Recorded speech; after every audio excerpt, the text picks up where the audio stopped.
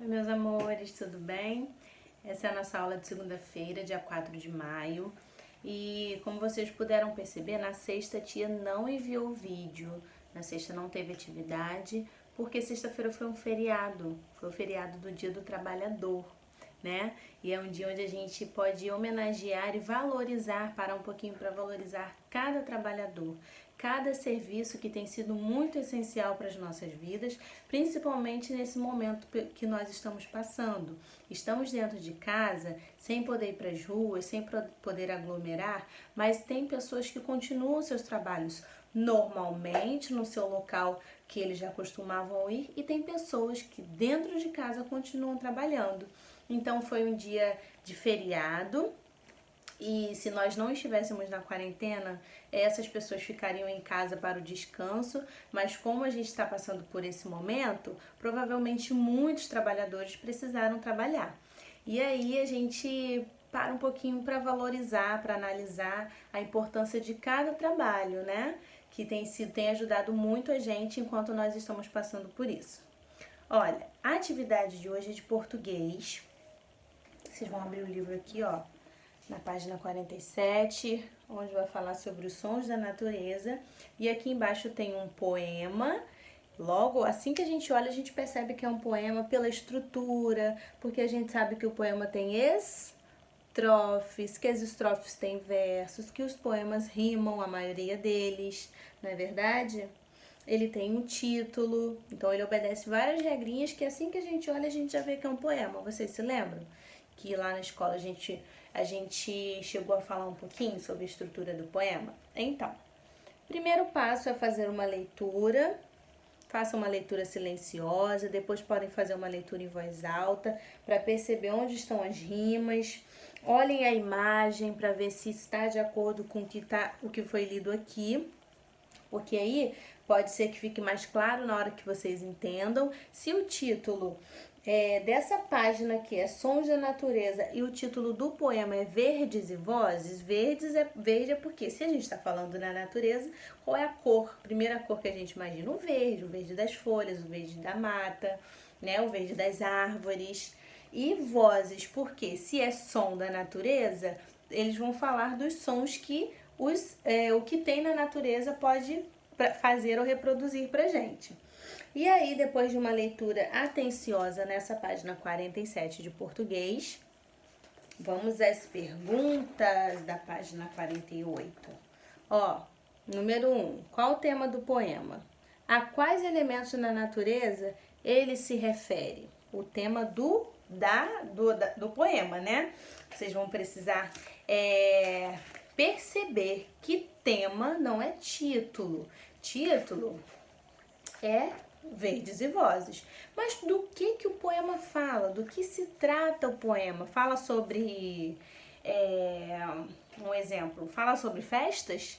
Não, o poema fala sobre outra coisa que a tia já começou falando aqui. Conforme a leitura de vocês vão perceber que nesse poema tem um tema principal. Sobre o que ele fala?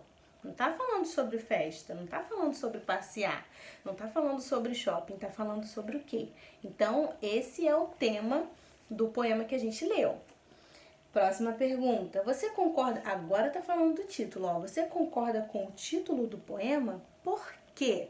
Você concorda? Você acha que poderia ser outro? Ou você acha que esse se encaixa bem com a leitura que vocês fizeram? 3. O que é para ser escutado nas 3 primeiras estrofes? E na quarta estrofe? Vão ter que retornar, né? Quanto mais a gente lê, mais a gente entende, melhor fica a nossa resposta. Conforme a leitura de vocês vão responder o que é para ser escutado. No poema diz que o que é para ser escutado nas 3 primeiras estrofes. E na quarta estrofe? Foi? Número 4. Como são chamados no poema aqueles que querem calar os animais? Por que esse termo foi usado? Vamos ver aqui no final dele, ó. Escutem com pressa e vagar. Há monstros humanos fazendo-os calar. Tá falando da natureza e aqui nessa penúltima estrofe diz que os monstros humanos, seres humanos, né? Que os únicos que destroem a natureza são os seres humanos, que não sabem se aproveitar muito bem dela. e acha que destruir é a melhor forma, mas não é. Então, esse poema é como se a natureza estivesse falando. E aí ela chama os humanos de monstros. Por que ela chama os humanos de monstros? Será que eles fazem o uso correto da natureza, dos recursos que ela nos oferece? 5. O poema se refere a um dos nossos sentidos, a audição. Se fala de sons, o que é que capta os sons? O nosso ouvido. Pede que escutemos as vozes das águas, dos grilos, entre outros. A água fala? O grilo fala? Não, mas emite um som. Então, é nesse sentido que está falando sobre ouvir a voz da água. Não que a água fale, mas ela tem um som quando ela bate na pedra, né? Ela faz um barulhinho, chuá. O grilo, qual o barulho que o grilo faz? Cri-cri. Então, represente por meio da escrita os sons que aparecem nos desenhos e depois escreva os versos a que correspondem no caderno. Lá na primeira estrofe fala sobre os sabiás. Qual sonzinho o sabiá pode fazer? Então, você vai pôr aqui. Na segunda estrofe é a água batendo aqui, ó, nas rochinhas. Então, qual será o som que faz quando a água bate na rocha? E na terceira estrofe, o som que o grilo emite. E aí vocês vão colocar aqui qual é esse sonzinho dentro do balão. Foi? Esse foi o exercício da página 48. Vamos dar uma adiantada aqui na 49. O texto Vezes de Vozes é um poema. Ó, não é uma pergunta. Ele só disse, ó, o texto Vezes de Vozes é um poema, certo? Sim. Apresente um argumento para essa afirmação. A tia já explicou que quando o livro fala apresente um argumento, você tem que dizer o porquê daquilo que ele falou. Ele disse que o poema Verdes e Vozes que o texto Verdes e Vozes é um poema. Não é um poema? Vocês concordam? Agora, apresente um argumento para essa afirmação. Ele afirmou que é um poema. Agora, você vai me dizer por que ele é um poema. Porque quando você olhou para o texto, você viu que era um poema. O que ele tem que o caracteriza como um poema? Só isso. Número 2. Quantas estrofes esse poema possui? E quantos versos há em cada estrofe? Galera, tem 2 perguntas na número 2. Quantos versos esse poema possui? Vocês vão colocar aqui quantos versos ele tem. Lembrando que verso é cada linha do poema. E quantos versos... Desculpa. Na número 2, pergunta quantas estrofes. Aí vocês vão ver o pedaço de cada poema a gente chama de estrofe. E aí sim ele pergunta, ó, quantos versos há em cada estrofe? Vocês vão responder quantas estrofes, ponto. Há tantos versos em cada estrofe. Foi? Número 3. No poema, pinte as palavras que rimam. Tia, na frente do número 3 não tem uma linha para eu responder, porque ele não pediu para você responder aqui. Ele pediu para você voltar no poema e pintar as palavras que rimam. Vou dar um exemplo. Vou ler a primeira estrofe e a gente vai ver quais palavras rimam aqui. Escutem as vozes no meio dos ramos, sabiás, tico-ticos, pardais, gaturamos.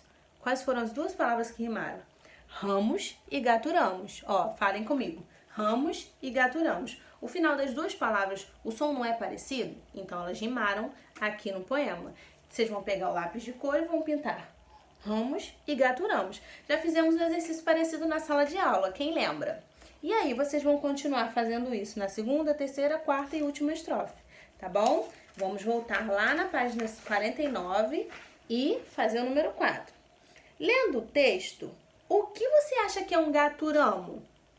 Não sei, mas aí você pode pesquisar o que é um gaturamo. Coloca no Google esse nome, que ele vai te dizer o que é e também vai te mostrar uma imagem. E aí a gente vai descobrir o que é um gaturamo. 5. Observe as palavras retiradas do poema que você leu. Riso, pressa, pedras, sonhos. Qual a letra que aparece em todas as palavras? Qual é a letra que tem aqui, aqui, aqui, aqui? Respondendo. Letra B. Pronuncie cada palavra e responda. A letra S é pronunciada sempre da mesma maneira? Riso, esse S aqui faz o som de Z. Pressa, tenho 2 S, olha aí um dígrafo, quem se lembra? 2 letrinhas que juntas fazem um único som. Pedras, ele tá sozinho e no final da palavra. E sonhos, tem um S no início e no final. Todos esses S aqui estão fazendo o mesmo som? falem em voz alta e tentem perceber se na hora que vocês pronunciarem o S, ele vai ter o mesmo som em todas essas 4 palavrinhas aqui. E me respondam, beleza? Letra C. Separe as palavras conforme o som pronunciado. Quais palavras? Essas aqui, são 4 palavras. Você vai ler riso, riso. O S da palavra riso tem som de Z ou ele tem som de S mesmo? E aí você vai colocar onde você acha que é. Pressa. Esse S aqui tá com som de Z ou com som de S mesmo? E aí vocês vão fazer o mesmo com pedras e sonhos. Foi? Última página de hoje. Pesquise em jornais ou revistas palavras com S e SS. Escreva no espaço a seguir. Então, vocês vão pesquisar no livro mesmo, podem pesquisar na internet, pede ajuda para a mamãe e para o papai, nas revistas, na casa de vocês, se nas embalagens tem alguma palavra com S ou com SS no meio. SS vai ter só no meio, né? Os dois juntos, só vai aparecer no meio das palavras. E ele sozinho pode aparecer também no meio, pode aparecer no início ou pode aparecer no fim. Foi? O que você percebeu? Lendo as palavras que você vai escrever aqui, o que você percebeu? Todas elas têm o mesmo som? Número 7. O que aconteceria se retirássemos um S da palavra pressa? Ó, a palavra pressa tem 2 S's, mas se eu tiro um, fica com o mesmo som? Fica pressa também? Ou será que vira presa? O que mudaria? Pressa, aí aqui você vai reescrever a palavra, só que você vai tirar um Szinho, come um S aí, tá? E vê se o S tem um gosto bom. E escreve ela aqui só com uma letra S, beleza? Atenção! Olha aí o quadrinho roxo, o quadrinho do IPC. Quando você retirou uma letra S da palavra pressa, criou a palavra presa. Procure no dicionário e escreva o significado de cada uma dessas palavras. Vocês vão consultar o dicionário, quem tem aquele dicionário grosso que a gente também já viu na sala, em casa pode pesquisar nele. Quem não tem, a tia também já explicou que existe um dicionário online, então é só vocês entrarem no Google, digitarem lá dicionário e vai ter um campo assim para vocês escreverem as 2 palavras. Primeiro escrevam pressa, e aí o dicionário vai te dar um significado, ele vai falar o que a palavra pressa significa. Tia, eu já sei o que é, mas aí é legal consultar o dicionário para que você responda do jeitinho que vai estar escrito lá. Depois de pesquisar o que significa a palavra pressa, vocês vão pesquisar o que significa a palavra presa. Foi?